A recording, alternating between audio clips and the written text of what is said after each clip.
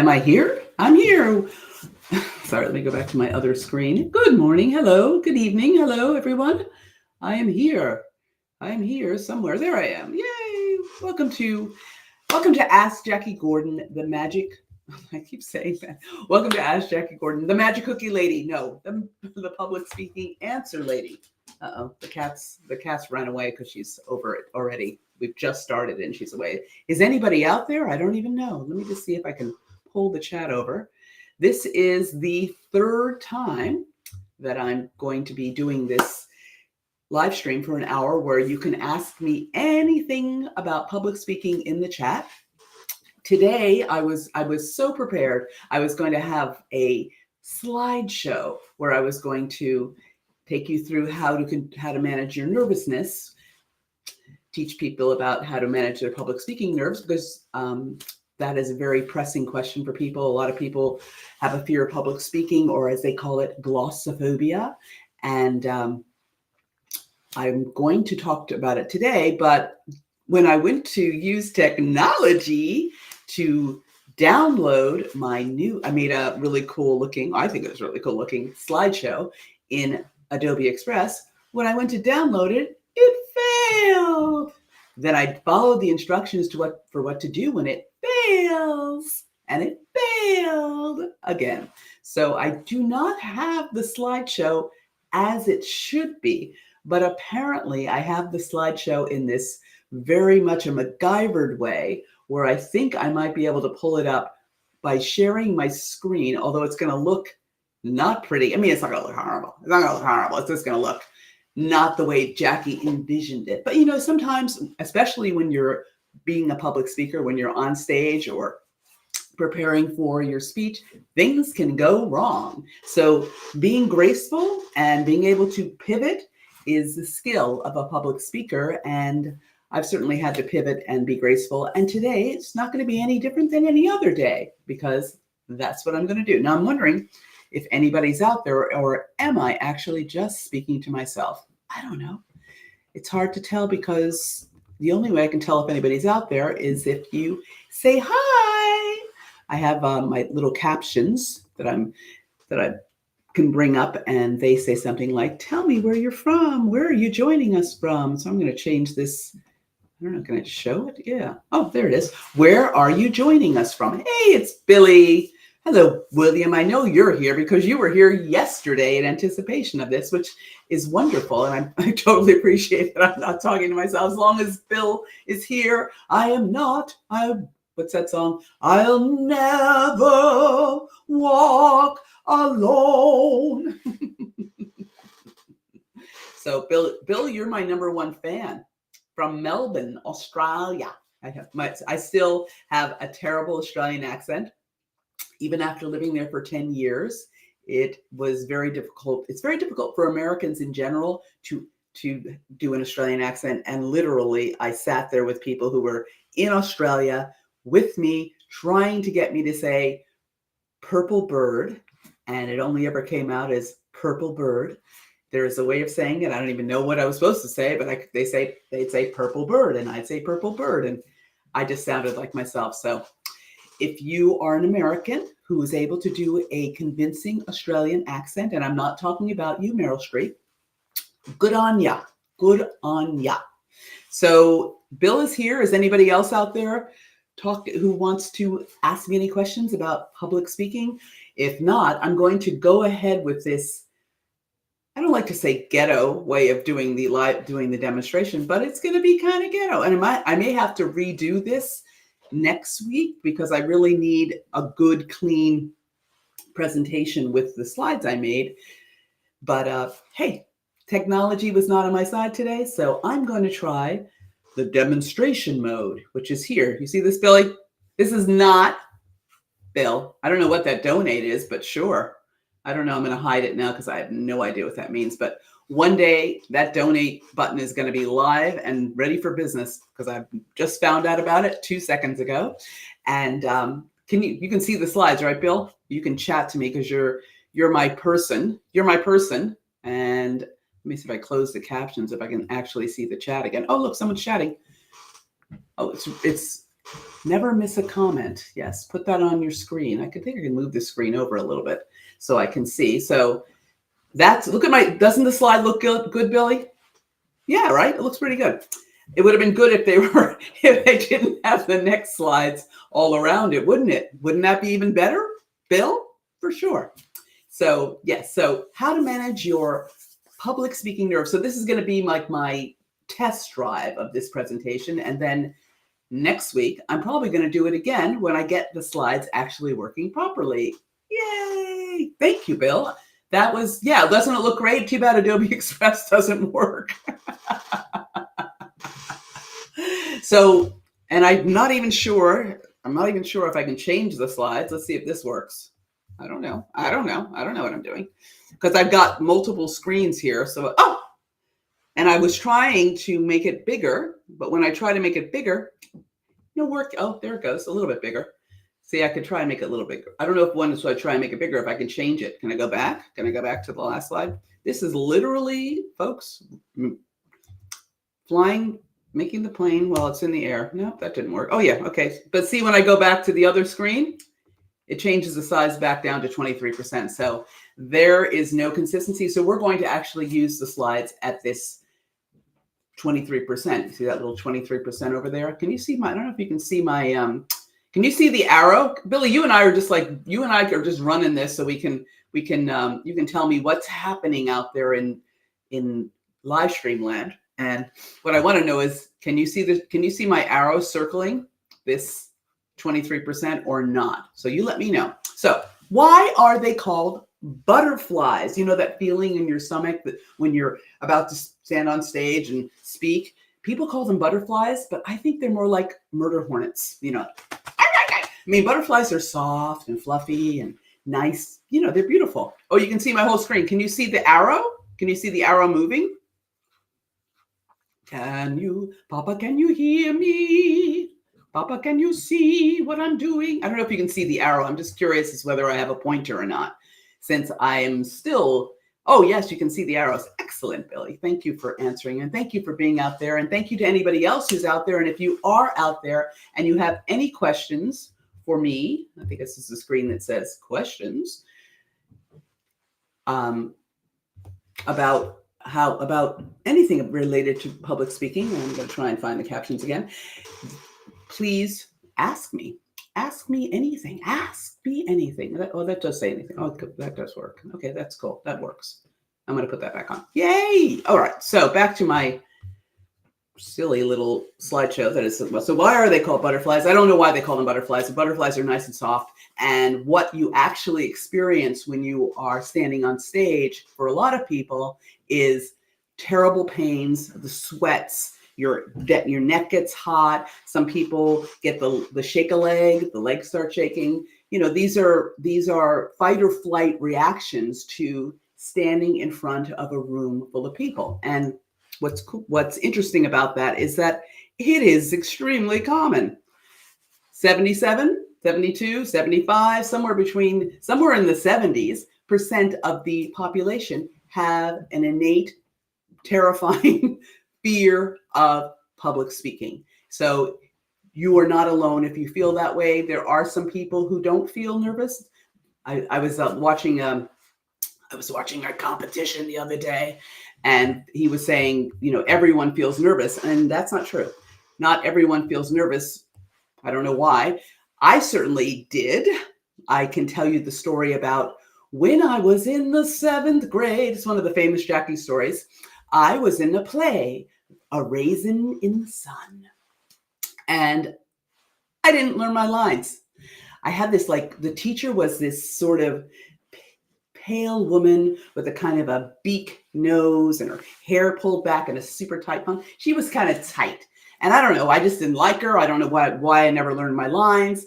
But on the showtime day, I was pushed onto the stage to say whatever I was supposed to say. And I didn't know what to say. I didn't have anything to say.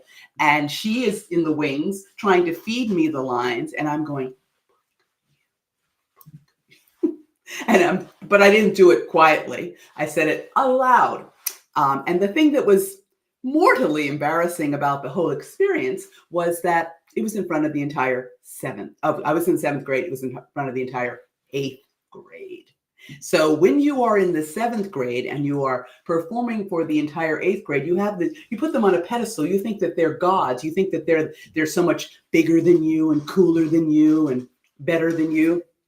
So I literally embarrassed myself in front of the entire 8th grade class by cursing at this poor teacher who was just trying to make me not look like an idiot. And I did not take the cue from her because I was nervous because I didn't learn my lines, which is my first tip about not being nervous on stage or trying to manage your nerves, is learn your lines. Learn your lines. That should go without saying, but that's in case you needed to hear that, you need to know what you're going to say when you get on stage. So the way that I remedied the situation about my mortally embarrassing myself in front of big kids was I decided to never wear my hair the way that I had that day. I think I don't know whether I had the ponytails or a pigtail, but I was like, I'm never wearing my hair like that again. Never. So I would skulk in the hallways at the school. If I saw anybody that I thought was in the 8th grade, I would like hide myself in shame against the wall, the tile. I'm like, oh, look at me. I'm the girl who cursed out the teacher in front of the entire class. So what did I learn? The younger part of me learned to go on stage and be prepared. So the interesting thing about nervousness, and that wasn't nervousness, it was more like stage fright because you were unprepared, is that you can't actually control nervousness. I don't care. I mean, you could with drugs. I'm not saying you should be taking drugs before you get on stage. You could take beta blockers, or you could take some, I used to put up before I got on stage, just because I was usually producing my own shows and starring my own shows, I take a little rescue remedy, which is a Bach flower essence. There are things you can do that'll help to try to ease your nerves. Because if you're really nervous, what we're hoping for is to manage your nerves, to ease your nerves so you can get your message out. The idea of erasing them altogether may or may not happen. There's a lot of famous people who perform even though they're nervous. I think it was like Peggy Lee used to like go in the wings. She'd be hurling because she was so nervous, and then she would get out and put on the show. So the interesting thing about being a speaker or being an expert and wanting to present your message, solve your audience's problems, whatever you want to do, is that the message, which is the next slide, there it is more important than how you feel. The idea is that what you have to say is more important than the way that these things feel in your body. The part of you that has that nervousness, that has that fright or flight, is probably someone's making noise down here, is probably the child part of you. This is the part of you that needs to save yourself. It's not a reasonable fear. It's just something that we carry with us. So but it has to be reckoned with. It's not like you can just be like, hey, fear, stick it. I'm going on stage anyway. But that's what you have to do. You have to create the courage, which is my next slide, to do it anyway. And that creating of courage is a moment by moment choice. It isn't like you feel like a superhero. You're just like, what I have to say is really important, and I'm just going to go out into the world and I'm actually just going to say it. And I'm going to get up on that stage and I'm going to do what I have to do because my message is more important than what my body is. My body, the parts of me that are reacting to seeing the people on stage. So the nervousness that you feel on stage is usually because you're concerned with what your audience thinks about you, which is normal because people get really intimidated just by being with people one-on-one on the street. People, we all worry about what people think about us, but when you have a room full of people staring at you, having expectations of you, the nervousness can come from it's almost like they're a reflection. You think that they think you're stupid, or they don't trust you, or they're better than you. You're looking at them and you're taking their faces and using it almost like a mirror for your fear. And that is kind of the that's a normal thing to do. But what I coach my speaking clients to do is to shift their attention, which is the next slide over. So, I could skip a slide, because that nervousness, the nervousness is kind of like a balloon pump. It's like what you focus on. The more you focus on being nervous, worrying about what your audience thinks of you, focusing on how you're feeling, all that sensation, all those murder hornets in your body, all the sweating, all the staggering, everything like that. The more you focus on that, it's almost like you're pumping the balloon bigger and bigger and bigger and bigger, and your tension's on this gigantic balloon. But when you shift your attention, then you need to focus on delivering your message to your audience. That is what you are on stage for. That is your purpose. Your purpose is to help them, or to entertain them, or to persuade them. You have a reason, as we spoke about in previous live streams. There's no reason that anybody gets up in front of an audience. No one does it for giggles and fun. You get up in front of an audience because you want to influence them or sell them something. So you've got to focus on shifting your attention to delivering your message to them. And one of the ways that I talk about framing that message is that if you imagine that your message is a gift for your audience, that your message is something that they want. There's some weird noise going on in my house. Hold on. Ignore that if you hear that. It's my mother yelling at the cats. The gift, you're delivering them a gift. So people like getting gifts. Gifts are good. So if you take your idea of whatever your message is that you have for your audience and frame it as a gift, it actually helps to ease your nerves as well, because everyone wants to get gifts. People like people who give them gifts. So just don't think of it as, I don't know why people tend to think of it as a contentious thing, their message, but maybe because they tie what they want to their message, they're more focusing on what they want instead of what they can deliver to their audience. So shifting your attention, shifts your focus, that's not a word, by the way, shifts is not a two-syllable word. Shifts your attention, you focus on your audience. And what I tell my clients about nervousness is that if you're feeling nervous, your attention's in the wrong place. So it's kind of a call to action for yourself. So you're like, oh my God, look at them, they're looking at me. I don't know if they're going to understand my message. They're not going to like me. All the things all that jitteriness and nervousness that goes through your system, then you're putting your attention in the wrong place. And that's a call to shift your attention. Focus on them. Focus on your message and whether or not they're actually getting it. And the way you do that is to listen with your eyes. So when I'm presenting in front of a live audience, not like me sitting right here talking into a camera, not sure if anybody's out there, I read the room. I look at the audience. I look at them to see that my message is landing with them, because if they're looking at their phone, or they're twiddling their thumbs, or they're eating or thinking about how they can escape, then I don't have their attention. So my objective is to make sure that I am getting them to pay attention to me, using every trick that I have in my book and the power of my message to hold their attention. And that doesn't include me worrying about what they think of me. It's all about me delivering the message to them.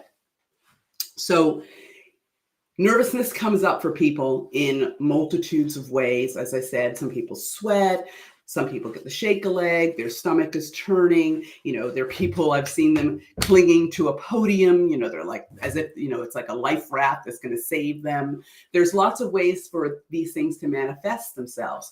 But what you want is to try and limit those tics, try and limit, if you're a person who talks with your hands all the time, you try to like put your arms down, try not to cling to the podium. If your legs are shaking, you can let them, because that's not the kind of nervousness you're going to control, but maybe, plan to stand in front of something so that they can't see that. So you're going to try and limit those actions. Now there are other actions that can help. But I'm going to take a break for 1 minute and see if there's anybody out there. Hey, Billy, I'm going to take a break for a second. I'm going to switch to my other screen and see if anyone is out there and has any questions that are related to anything that I've just said or related to anything about public speaking that they may want to ask me. So is anybody? Billy, do you have a question? Do you have a question for me? I can't tell where this is, if anybody's out there on LinkedIn or on Twix or on Facebook. I know you're on Facebook, Billy. So this is just streaming. And if anybody has a question, you can just interrupt me by, well, you can't really interrupt me because I don't see any, but I can't see you waving your hands, but you could just send a question in the chat. And now I'm going back to my regularly scheduled programming. Actions. Oh, Billy's taking notes. That's good. Yay. Okay. All right. That's good. I love that. So actions, there are actions that can help. And a lot of people talk about controlling your nerves, but I talk about facing them. Face your feelings. So this flight or fright, it could be from your childhood, it could be from your adulthood. It's, all of our experiences in our lives are just, those feelings are trying to save us. They say it's going to be dangerous if we stand on stage. It's going to be, bad things will happen. That's that feeling. That's all that nervousness that you're feeling. But the only way out of those feelings that I know of and that I've learned as a coach is to let them happen. Feel it all. Feel your feelings. Now, there are ways to manage those feelings so that you can try and lessen them. Or sometimes, it's weird. Some people have that terrible nervousness, and then they work on their speech or their presentation, and they get up in front of audiences and they practice and they practice and they practice. And sometimes it goes away. It went away for me predominantly. But there'd be times when my leg would just shake uncontrollably for no reason, even though I've stood on stage many times. So it can go away. It may never go away. So you're not trying to wrestle it to the ground. You want to get it so that you can present despite how you feel. So that's what I'm talking about. So facing your feelings, you kind of own it. This is how I feel. I feel it all. I find that if you let those feelings express themselves where you can, like maybe not in your keynote speak or your TED performance, but before, when you're practicing, maybe you're at a Toastmaster meeting or you're in front of friends or you find another place to present that's not so high stakes, feeling those feelings are going to let them free, let them out. And they may just soften because they just want to express, they're like, hey, Jackie, I'm here to save you. Let me save you. So let your feelings save you.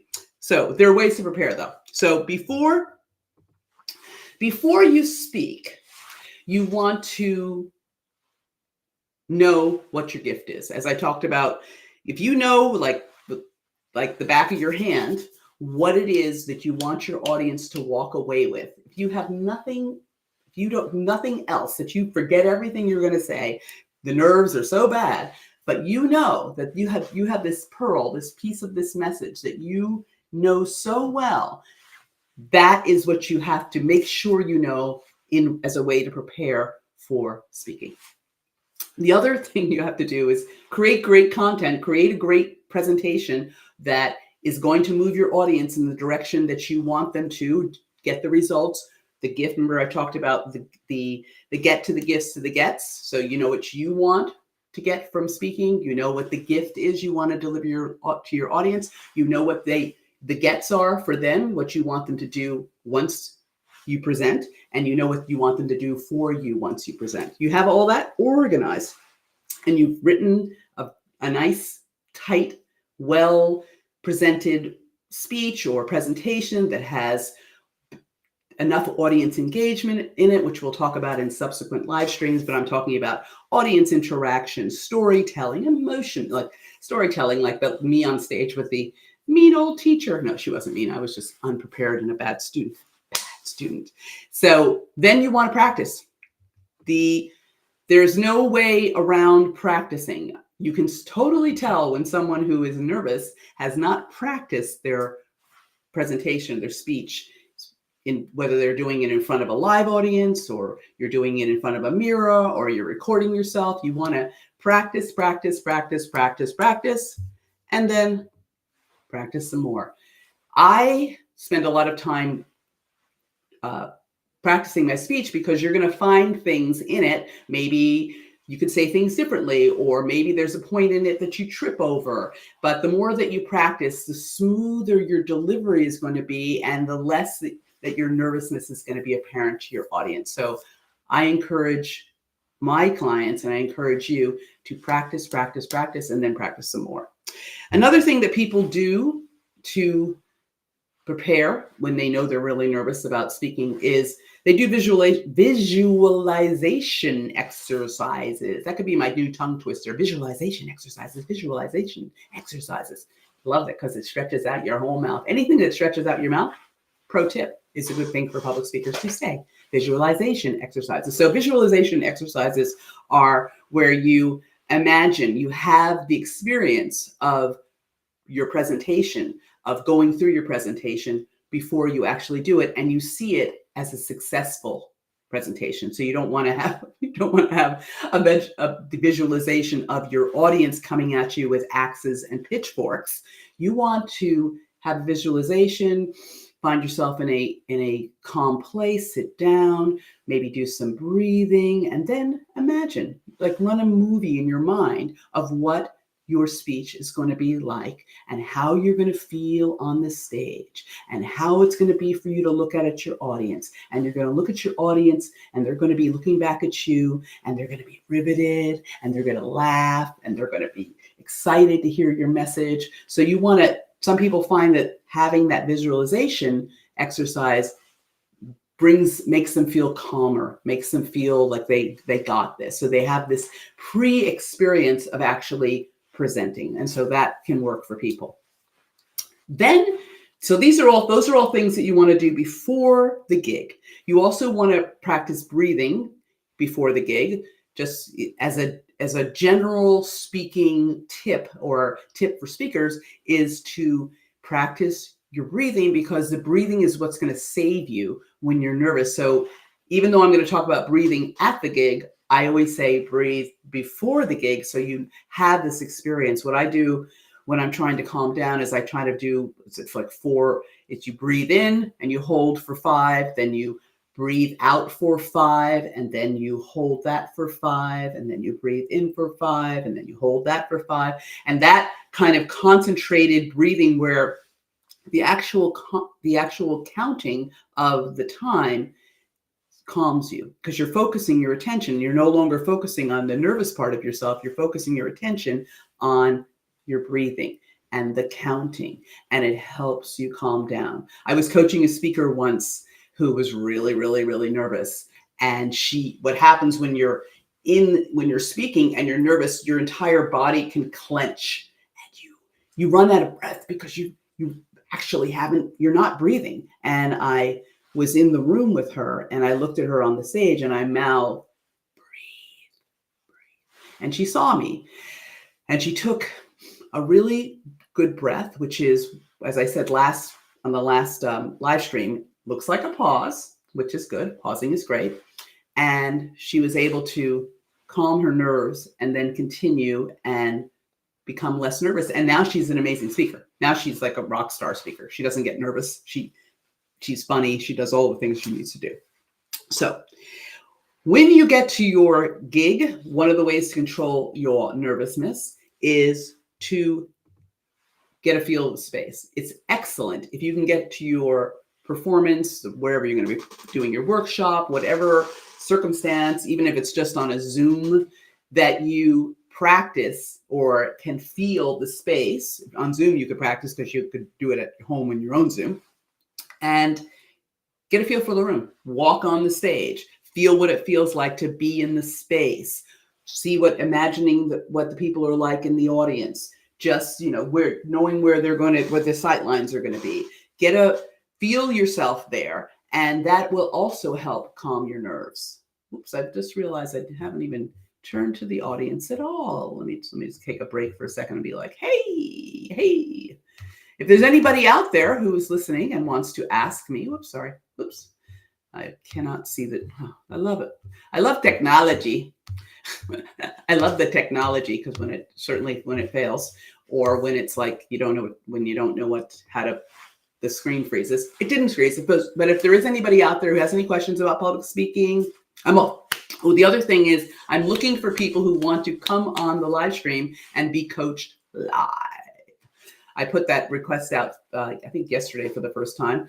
And so that's what I'd love. If anybody is a fledgling speaker or an established speaker and they want to come work on their presentation live here on the live stream with me, I love it. So if you do, reach out in the chat or reach out to me through LinkedIn or whichever platform you're seeing this from, and we'll make it happen. So now we're going to go back to our presentation, which is over here. Okay, so you feel out the space. You'll feel less nervous because you'll be more familiar. So that would be one of the tips for how to make yourself less nervous when you are already at the gig. You want to connect with the audience. Now this is a superpower move. I went to see this really great speaker. Her name is Lois Kramer, and I can't remember what it was about, finding your niche, or it was years and years ago, but I went and sat down. I went to the whatever, I think it was the NSA, the National Speakers Association meeting, and I bought her my ticket. I went and sat down, and I was sitting next to this woman, and she turns to me and she says, I hope the speaker's good. I heard she's kind of, yeah. And I was like, I don't know I'd never seen the speaker before. I didn't even know who she was. And then when they introduced the speaker, it turned out it was her. So I thought, gangster move, very nice, coming from inside the audience, self-deprecating humor, very funny. She was an amazing speaker. She is an amazing speaker. So I don't know if that would be what she calls connecting with the audience, but she was actually sitting in the audience, which is, I guess, another way to get perspective on how it's going to be yourself on stage. So, but what I mean by connect with the audience is, I'm going to change the slide because sorry kids, the slide is not, there it is. Connect with the audience is to actually go meet people if you have the opportunity. A lot of times you can do that if you're speaking at a conference. You can mingle and, just so when you're looking at the audience, you actually have met some people and you're not talking to strangers. So the idea of connecting with the audience is to create a bond with some of the people in the room. So, you could even, I just had this thought, but you could even get on stage, and if you got a long presentation, you could just go in the audience and start shaking people's hands and say, hi, thank you for coming to my presentation. It's another way to warm up the audience. I might do that. I'm going to write that down, but that's another way to do it. And as I said before, breathe. If you're up on stage, then you're feeling like the butterflies, the murder hornets are coming for you, and you're just tensing up. Drop your arms, pull your shoulders down, take a deep breath. You can even do a counting breath. You can do a couple of counting breaths, because the audience has no idea what your presentation is going to look like, because they're probably seeing you for the first time. So the nervousness may not be apparent to them. It might just be that you're in thought. So take a breath. Another power move that I encourage is that you have to remember that if 72 to 77% of the population, or you can be craned over the audience like Mick Jagger. Is that what he is, like a crane? That's comments from my dear friend Bill. Is that the audience is scared. They are, and they're also grateful. They are 77, somewhere in the 70% of them have a fear of public speaking. So they are grateful that you're on the stage and they are not on the stage. So they want you to win. They definitely don't want to be you. Well, maybe there are a few people in there want to be you, but when you get up on stage and you own your nerves, which what I mean by that is you say, I'm really nervous. There's a shift that happens in the audience. So you call out your nervousness. That is expressing it to your audience. That's saying to your audience, I feel nervous. I'm nervous. It's letting that fight or flight, that feeling that you have, is kind of like letting it out and letting everybody know that you feel nervous. What happens to them when you say that you're nervous is they remember, the audience, every time they were ever nervous. Their own fight or flight will click in, and they will empathize with you. They're gonna be like, oh, we want this speaker to win, because they know what it's like to get up on a stage and be vulnerable, express your vulnerability, to show yourself, to be true to yourself and say what's really going on with you, is a power move. You don't have to get up there and be like, da, da, da, da, I'm a rock star, I'm amazing. You can get up there and say, you know what?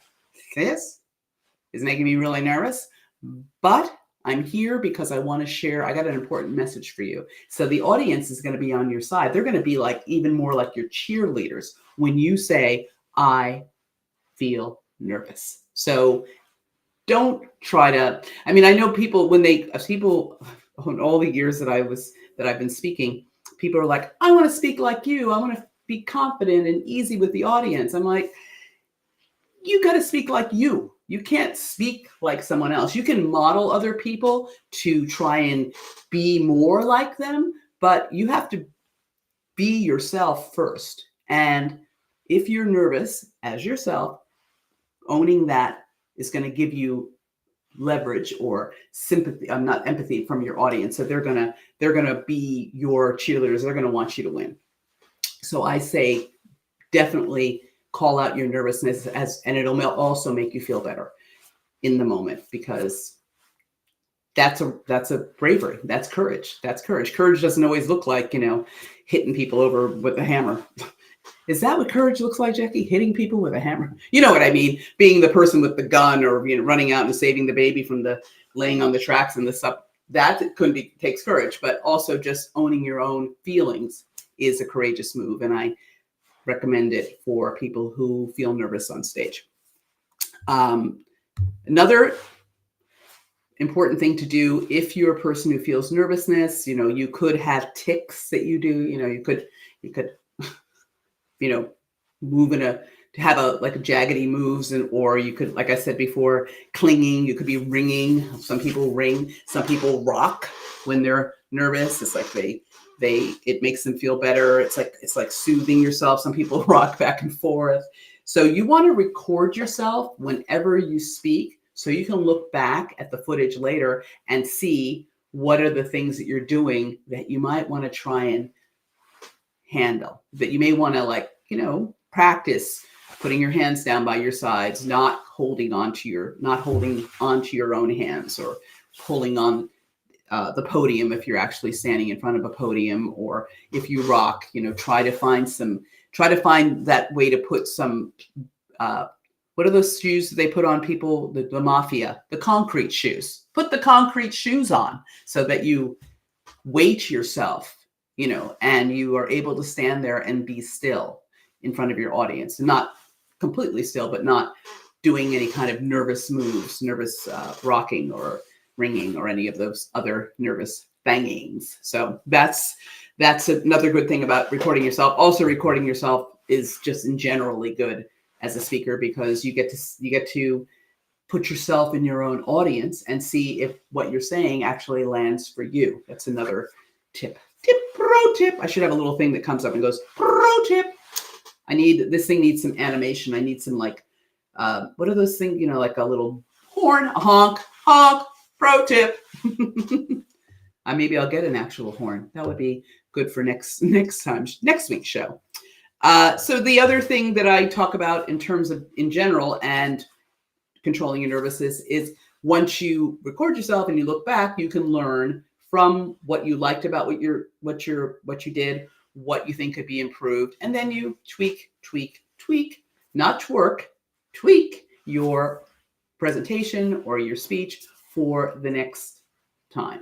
When I did the first one of these live streams, I waited a week before I watched it. wasn't bad. I thought it wasn't bad. I really thought it wasn't bad. I thought it wasn't bad given the circumstances. And I know that I'm building the plane while it's in the air, and I'm showing up every week to do this, whether there's an audience or there's not. Not that you're not an audience. I don't know if you can be an audience if you're just one person, Bill.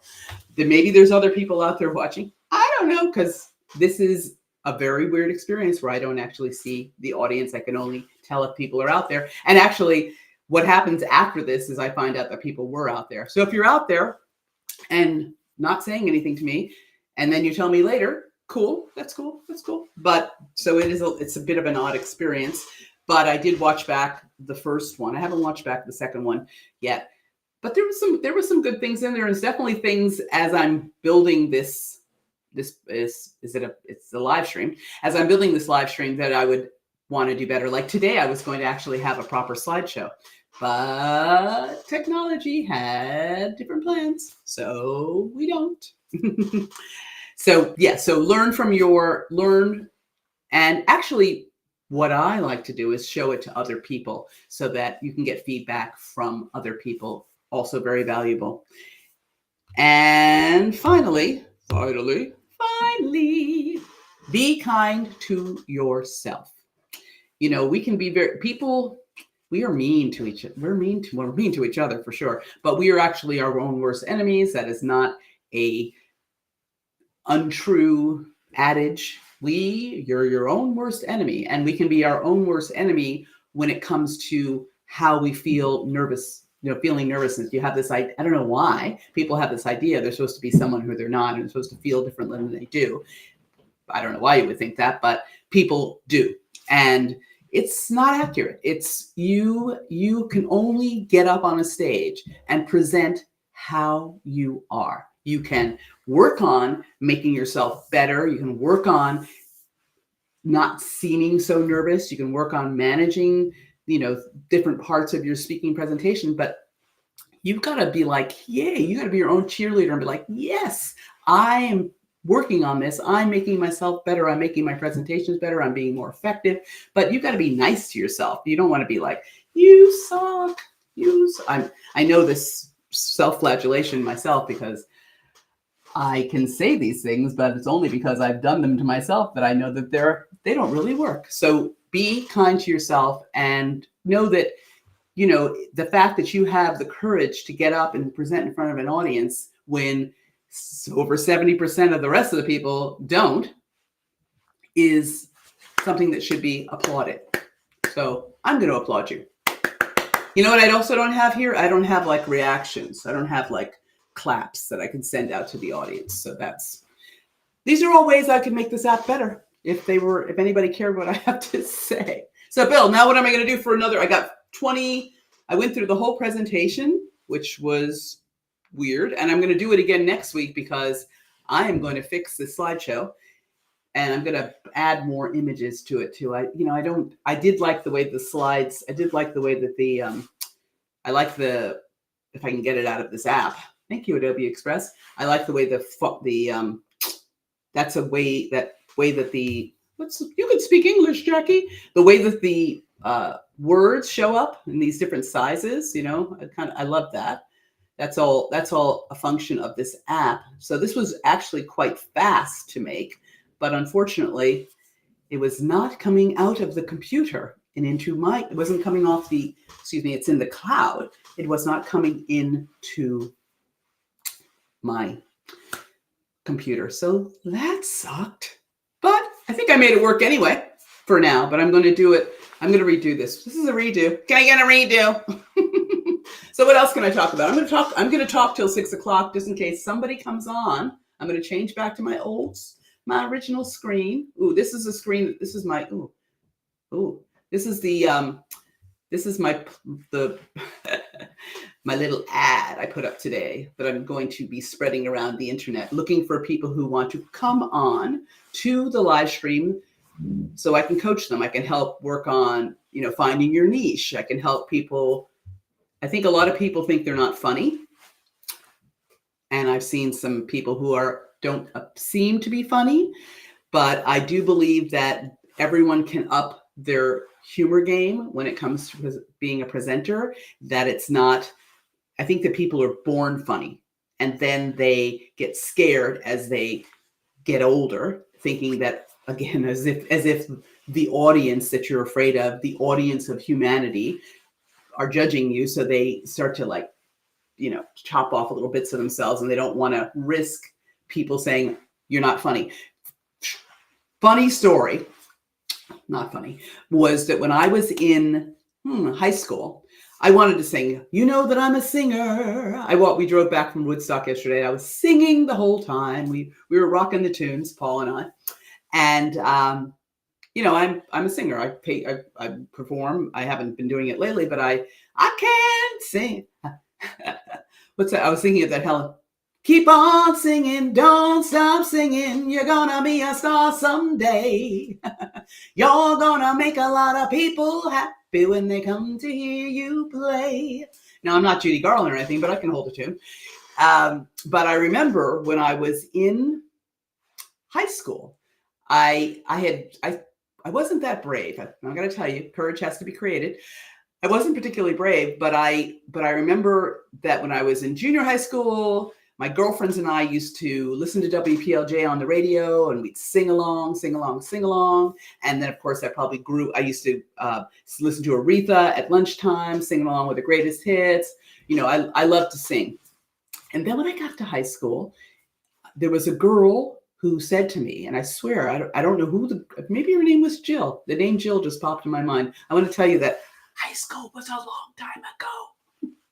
But maybe this girl, perhaps her name was Jill, told me that I would never be a singer. You will never be a singer. And I proved her wrong, because not only was I a singer, I was a paid singer. I was an award-winning singer. So, Jill, if that's your name, if that's your real name, Jill. So I proved her wrong. My point is that just like being funny, the people, you will tell yourself that you're not funny. You'll tell yourself that you aren't, that people will maybe think you're boring. I don't know what they say. Exactly, Billy. Jill.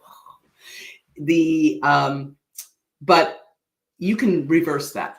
You can say, you know what? Singing to me was really important. When I first took my first singing lesson, which was probably in the Stone Age. No, it was in the 80s. I went in and I was so like, and the singing teacher was like, why do you want to sing? And I was like, I could barely even like get the sentence out, explaining to her why I wanted to be a singer. And, that was, as I was saying about in this nervousness, that was nervousness for sure. And, not wanting to own or own what I wanted, or, voice how I really felt. And I did. However, whatever I cracked out to her, I was like, I like to sing. I'm scared. And I was terrified to sing in front of anybody that knew me. And so I didn't. I just sang. I took singing lessons. I had singing lessons. I had a voice coach, and I also had a sight singing coach. So I had a lot of coaching. It wasn't magic, folks. That I could sing, I guess, up before that, but I had to learn the actual craft of singing. And I did. And eventually I was able to sing in front of people that actually knew me. The first time I sang in front of people that knew me was at my mother's 50th birthday party.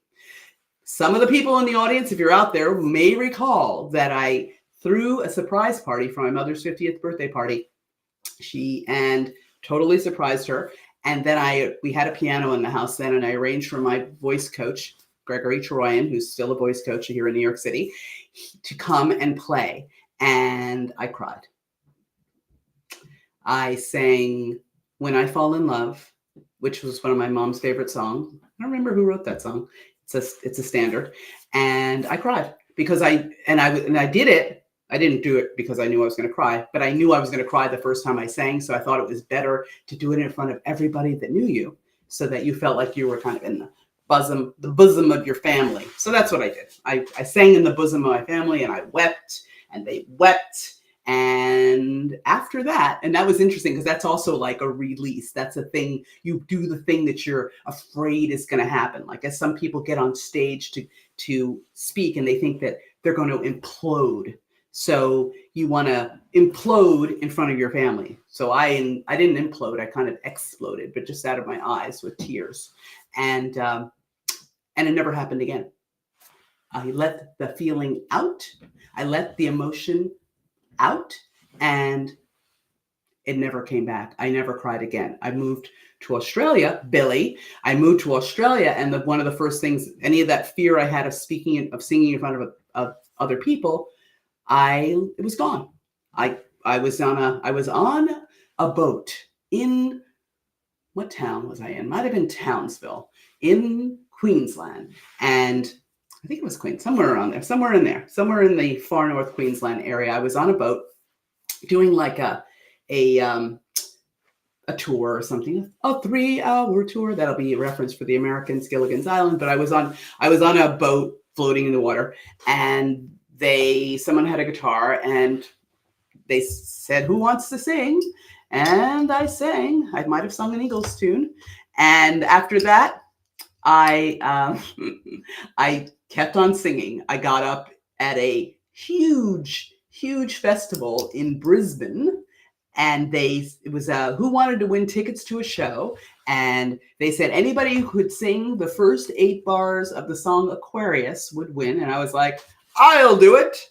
And so I did. I ran up on stage and I sang "When the Moon is in the 7th House" and so on. And I won those tickets, baby. And everywhere I went, I was in a tea plantation, also in Queensland. And someone was it was like a tea plantation tour. And there was an old Aussie guy singing "Waltzy Matilda," and I sang "Desperado." And, I never stopped singing after that. I was like, I got this. So what my storytelling is saying, that don't let anybody tell you that you aren't funny, that you can't sing, that you can't speak.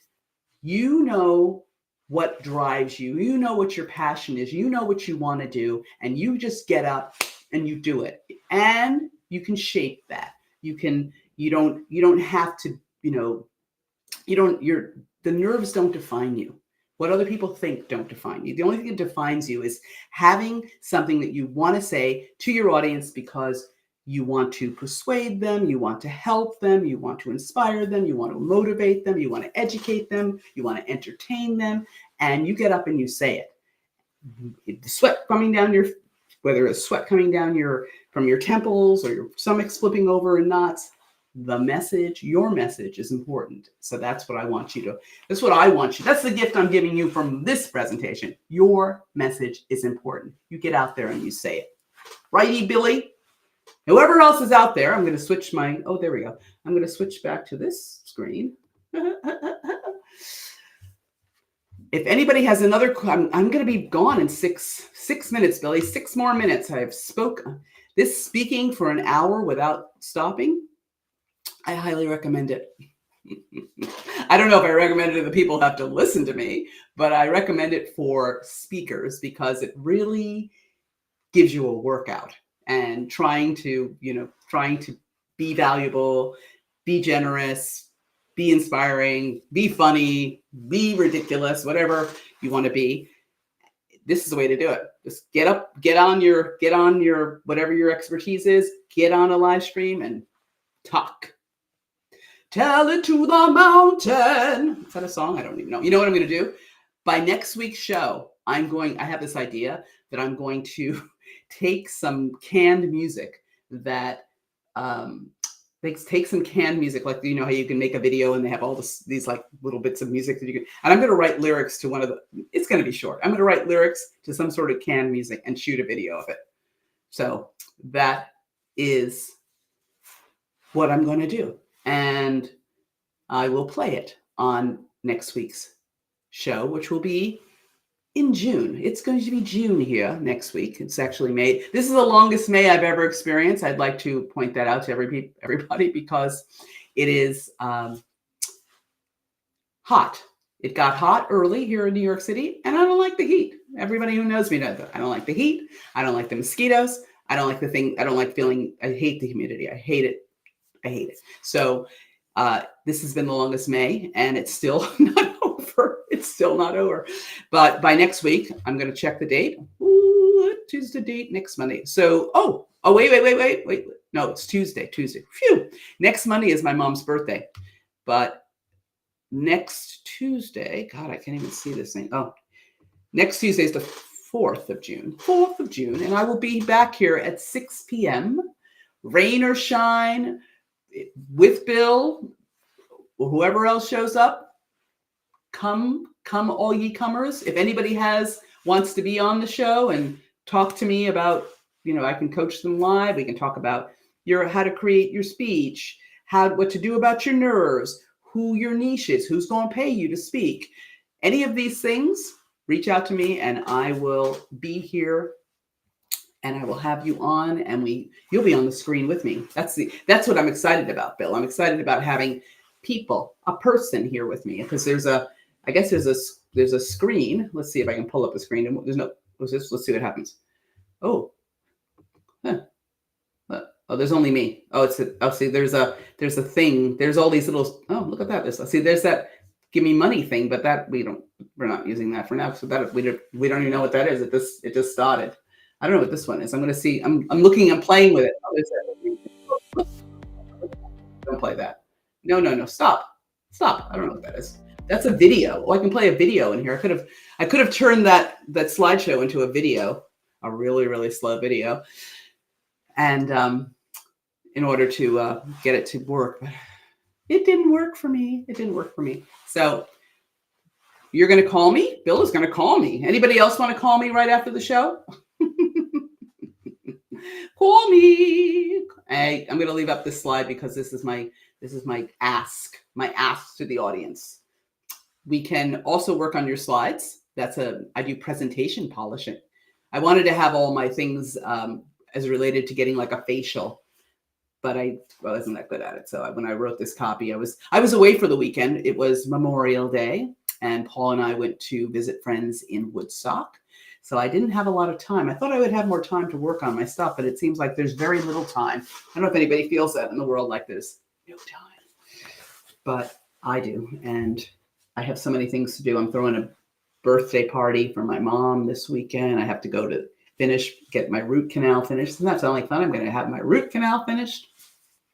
Oh, not finished. The next stage of my root canal. I didn't know that when I was having this root canal, I should be sitting over here, that I was having a root canal, that it was going to take multiple appointments. So I'm doing that. What else am I up to? What is anybody else up to this week? I'm supposed to go out. I have hurt my back. I didn't even tell you. I want to tell you that earlier today, I did not want to do this because I have hurt my back and I can't really get out of this chair.